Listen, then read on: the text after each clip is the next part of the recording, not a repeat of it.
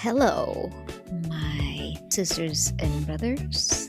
It is I, your perimenopausal 40-year-old sister, coming back here on YouTube because it's been a hot minute. It's been a month since I uploaded my last video, and if you have not seen it, do check it out, and so you can have a little bit of a background of what this video entails. I'm not going to keep you long, and because I know how important our times is, so we're going to jump right to it. So I will be putting the lab results that I have done for my testosterone, as I've said last month that I was supposed to get my lab work done for my testosterone. Since everything have changed, we have stayed on the lowest dose on everything, including my estradiol gel. My testosterone is also dropped, and as you will see, that these are the labs that I now have. I'm actually a lot lower in my testosterone levels than what I did when I first, or before I even had my testosterone, which is pretty crazy. I'm not sure if my body's just gobbling or metabolizing these hormones or the testosterone faster than I would normally would. I'm not sure how that works, but I'm a lot lower, and I can definitely tell the difference with my mood, not just for libido. There's so much more to it, and I can definitely tell. And when I was on the higher dose, I feel very, very good. Recovery in the gym is so much better. But now, being on the low side, it has taken me 3 to 4 days to recover from muscle soreness. My body aches so much, and many of the perimenopausal symptoms that I've had prior to having the HRT and TRT is coming back in full force, and actually a lot more of an annoying thing that it keeps me awake at night. It actually, with a lot of these things, it affects my mood so much. I'm afraid with coming down again on the lower, it's so hard to figure out what level I should be in and how much should I be using or taking with these treatment. Right now, I'm currently in the 0.0375 milligram of the testosterone, and it is very, I don't know if that's good or bad, because I am not having the ragey issues. I am a little bit more calmer, but my mood is up and down, and I am not breaking out. I'm not having any hair growing out of my body. Thank goodness. My hair stopped falling out, and I think that's all the plus that I get, really. My weight also stopped fluctuating. It stopped. I stopped gaining, and I'm gonna tell you in a minute what I'm doing now that also could be because of not just lowering the dose. And I am not retaining water anymore. With the estradiol, I am back to the lowest dose. It's been a while now. I think it's been a month from being back in the lowest dose, and my PCM is definitely right. She said that everything is gonna come back, and it is coming back slowly and aggressively. My body is aching so much, And I'm gonna put the symptoms right here on the screen so you guys can see.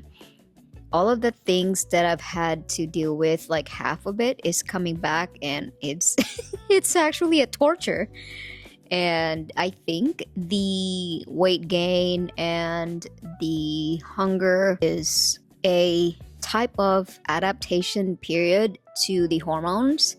Maybe if I stuck to the hormones that she's given me and stuck it out a little bit, maybe it would have subsided and my body would probably have adopted. But that's the confusing part and a scary part, because you don't know how long that adaptation period is going to stop, because I've been in this same level of hormones in the same amount for a year now, and I am just now not getting the side effects or symptoms from the hormones, or the part where your body has to adapt to the new hormones that you're putting in your body. It's taking a while, and it's taking a lot of work. I'm telling you, it's just not giving a crap about your daily life, like your lifestyle. If you don't exercise, or if you don't move your body, if you don't eat the right kinds of foods, then these hormones are definitely not gonna work for you. I have been doubling down with eating the right kinds of foods. I've had to change my diet to more of a plant-based diet, but normally I would have some eggs or fish to get a little bit more protein because I work out, and I have cut down on the trans fat.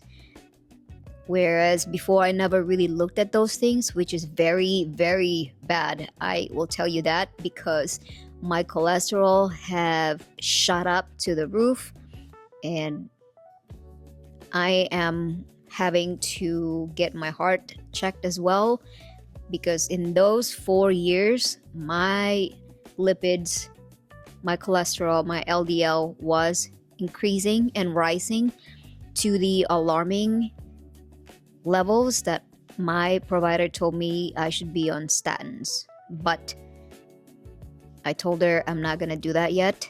I wanted to figure out what I can change. So I have been changing my diet because of that, not just because of my hormones. Everything is happening all at once, and it's scary, and it makes you angry even more.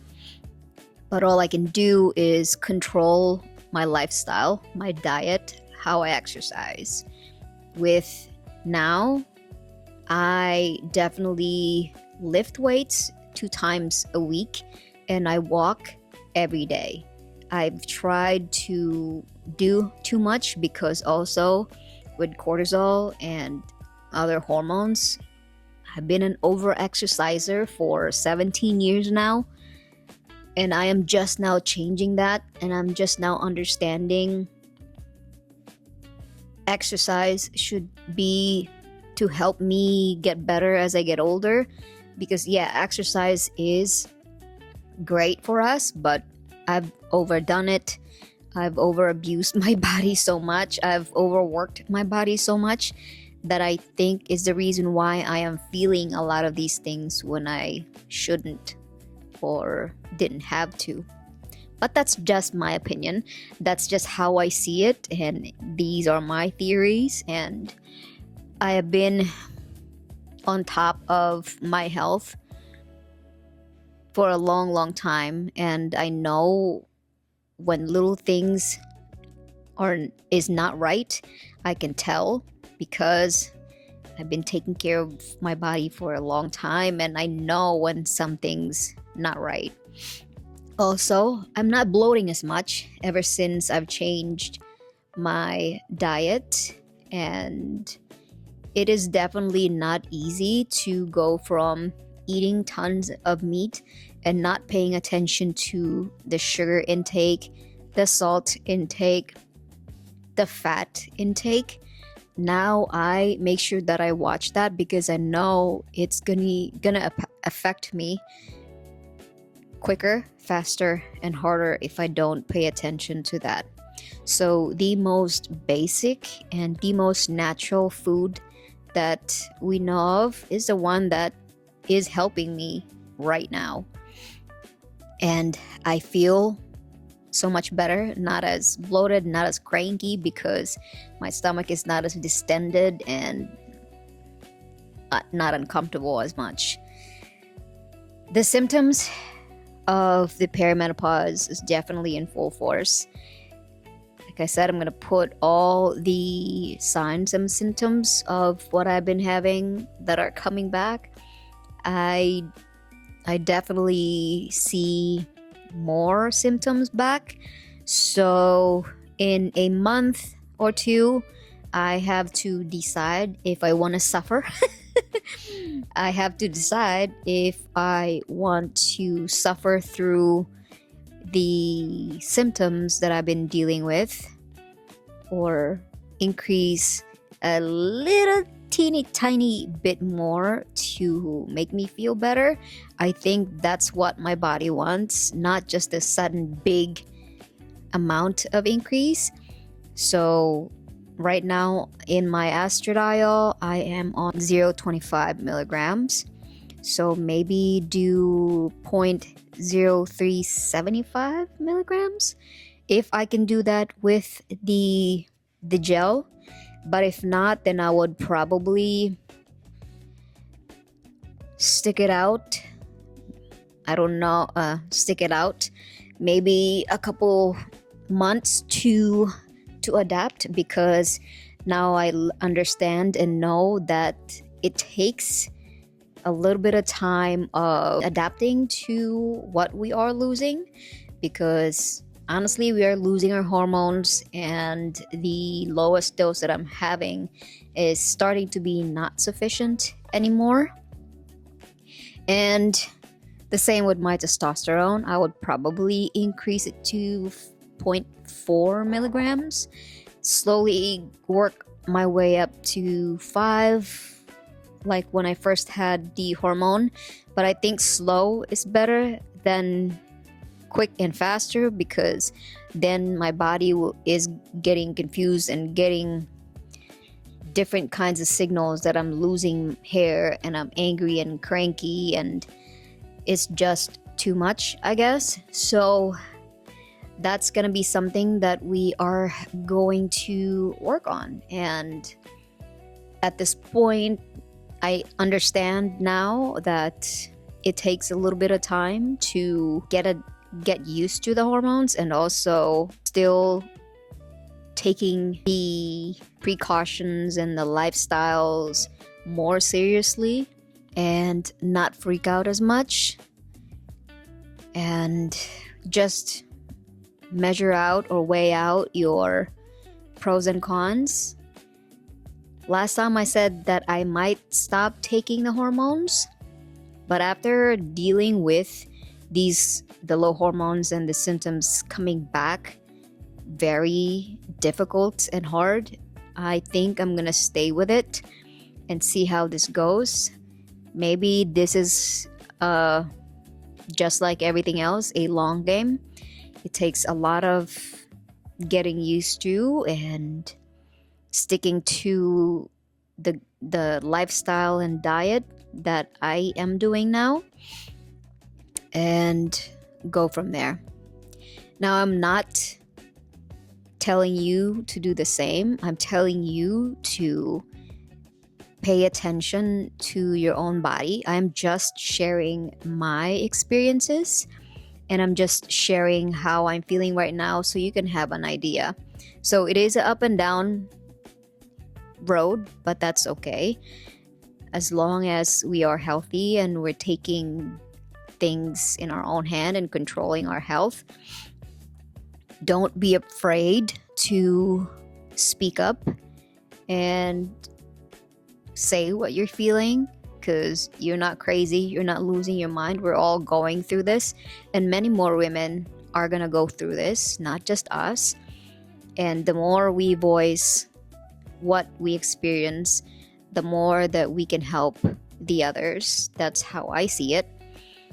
I am not trying to freak people out or sway you in left or right kind of way.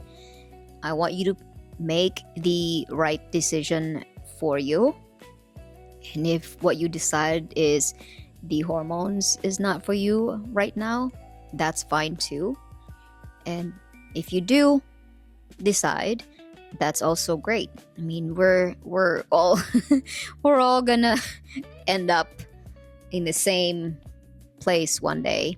All we can do right now is look and move forward and do the right things and do the good things for us as much as we can. So I will update you guys with the rest of my perimenopausal symptoms when I do increase my levels of the hormones eventually.